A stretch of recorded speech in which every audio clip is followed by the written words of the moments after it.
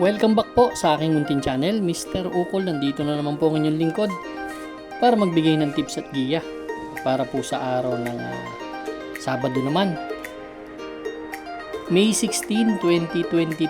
Rating based handicap system race, pero unahan ko na kayo. Medyo makapalan lineup at hinay-hinay po.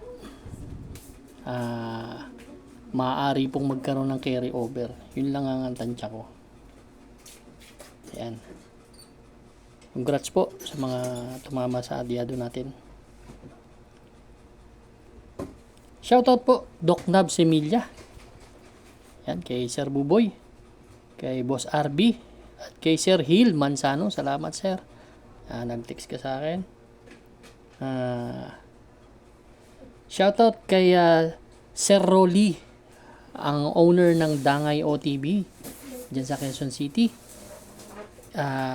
Ganoon na rin kay Boss Nonoy Mapagmahal, binabati dyan nga, bago bantay naman siya, bago bantay Quezon City.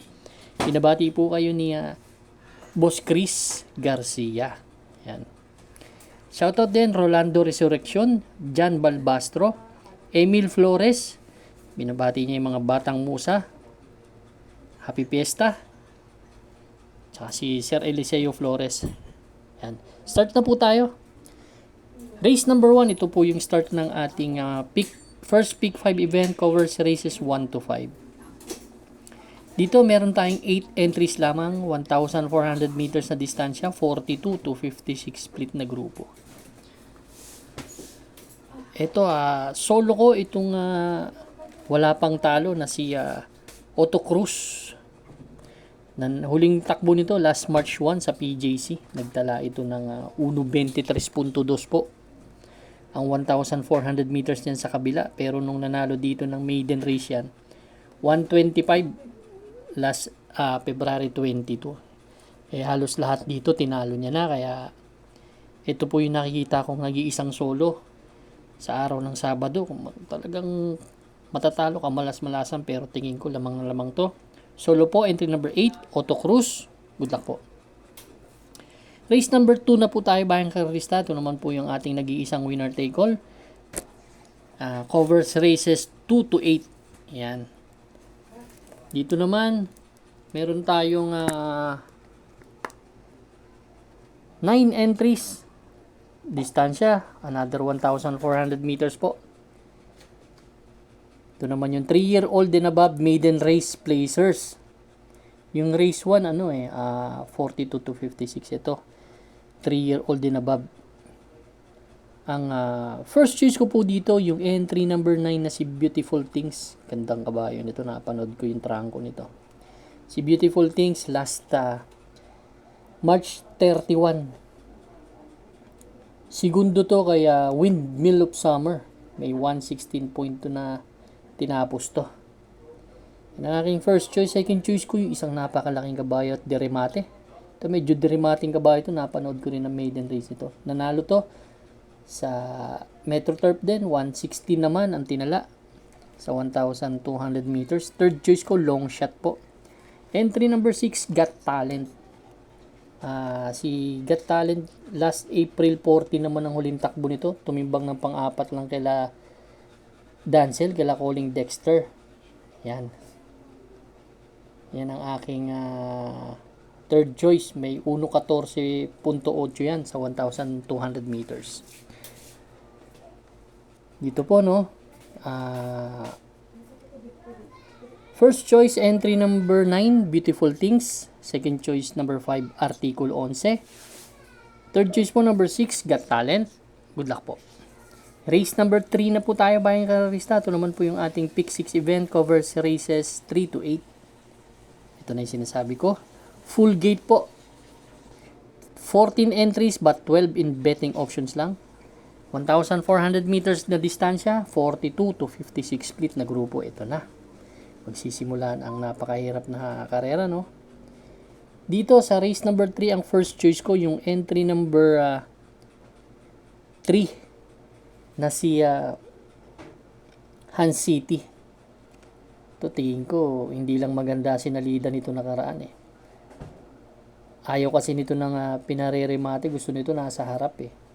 Naipanalo na rin naman ni JB Hernandez yan nung tinalo niya si Captain Bob tsaka si Mahusay ay may 125.4 na tinala last April 18. Kaya gamay ni JB Hernandez yan. Second choice ko galing din sa panalo pero hindi gano'ng kagandahan ng preba pero tingin ko mag-uumento si Feel the Burn. Yan. Si Feel the Burn may 127 po na preba yan sa 1,400 meters. Third choice ko po ang numero 9 na si Money for Bifani. Galing din sa panalo, last May 1 lang. Kung may mga kursunada kayo dito, dagdag lang tayo. Talagang mahirap ang karera. Race number 1, ang first choice number 3, Han City. Second choice po Ang first choice po number 3, Han City. Second choice number 5, Feel the Burn. Third choice po number 9, Money for Bifani. Good luck po. Race number 4 na po tayo, Bayang Karista. Second pick 5 event covers races 4 to 8. Another full gate, 14 entries, 1,400 meters na distansya, 42 to 56 split ulit. Isang napakahirap na naman na karera.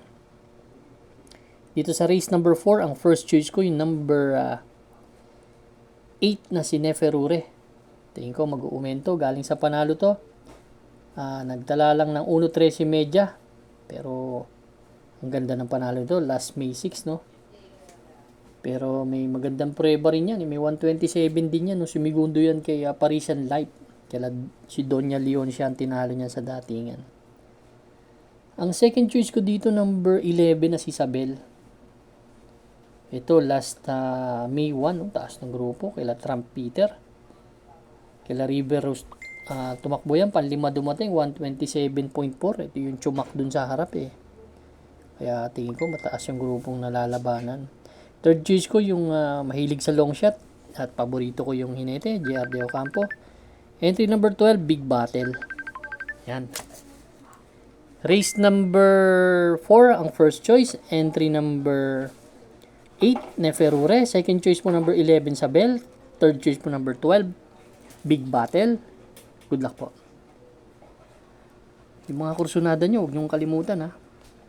Medyo mahirap po talaga ang karera. Race number 5 na po tayo. Bayang Karista.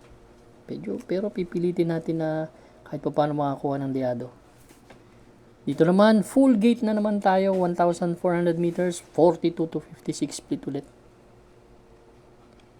Race number 5, ang first choice ko, yung entry number 1 na Style and Profile.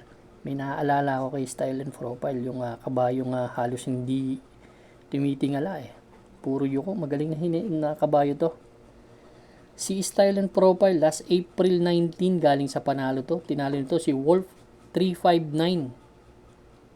Sila More Than a Mule, 126 na tinala. Change jockey to. From RD Raquel to AB Serious. Ang alam ko si Serious kasi ang talagang regular rider nito. Second choice ko number 10, Boss Ako Naman.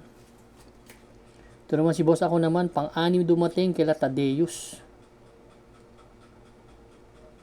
Yan. Kila Tadeus World 359, may 127 na tinala from Pati Dilemma to Jeffrey Bakaykay. Para sa akin kasi ito yung medyo may angking tulin. Ang area kasi nito, 3/4 nito, 13 media, 21 media, 22 media, kaya niyang gumanon dito. Kung walang ganong katulin kung makaka-forma sa harap, malaki ng chance ang manalo.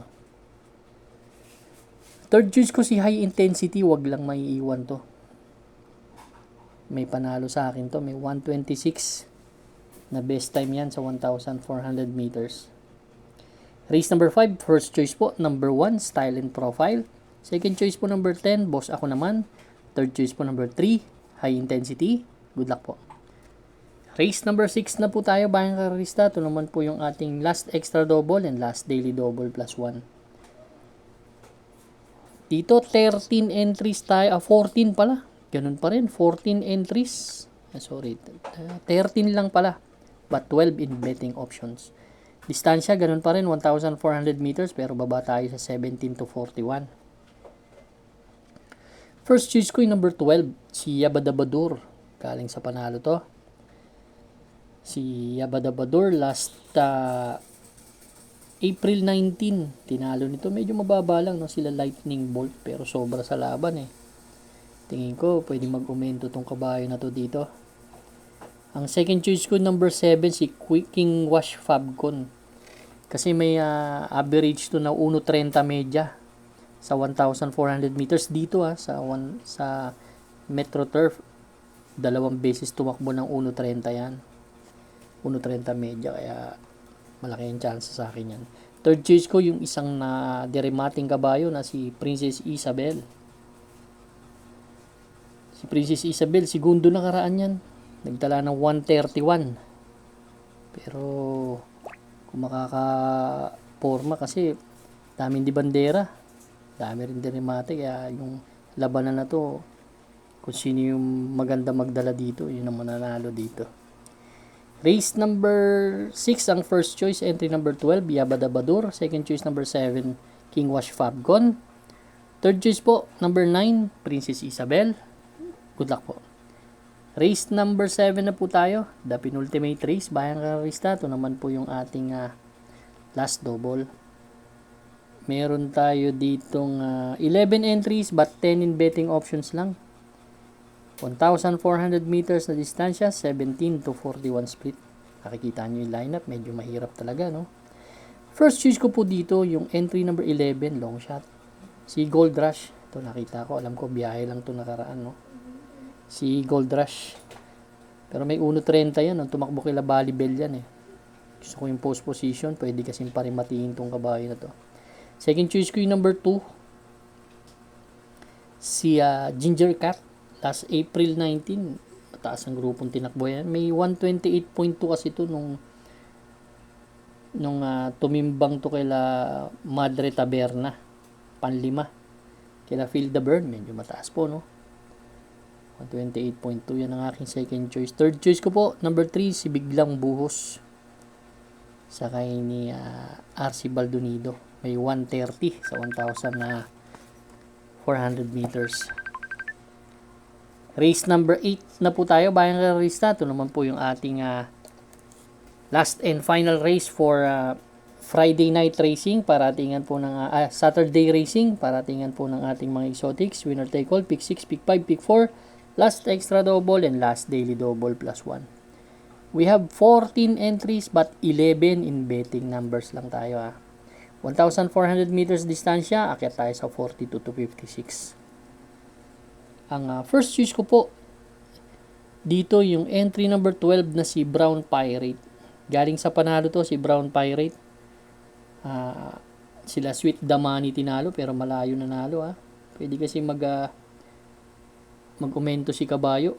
127.1 tinala pero may 126.8 yan. Sumigundo yan kay basta sumigundo yan. Super Daily Den, yun ang sinigunduhan yan. Ang second choice ko po, entry number 2A, si Anli Burn. May 126 yan, no? Itong kabayo na to, pwede kasing sinusunod lang kahit hindi ibandera. Yan ang aking second choice. Third choice ko po, Diado number 5, Light Bearer. Pwede kasing isunod, may 126 lang, may 127 yan na best time. Light Bearer, medyo matataas din ang grupong nakakalaban. Race number 8, ang first choice entry number 12, Brown Pirate. Second choice po number 2, Anli Burn. Third choice po, number 5, Light Bearer. Good luck po bayang karista. Maraming salamat po sa inyo walang sawang pagtangkilik sa aking munting channel. Good luck and stay safe.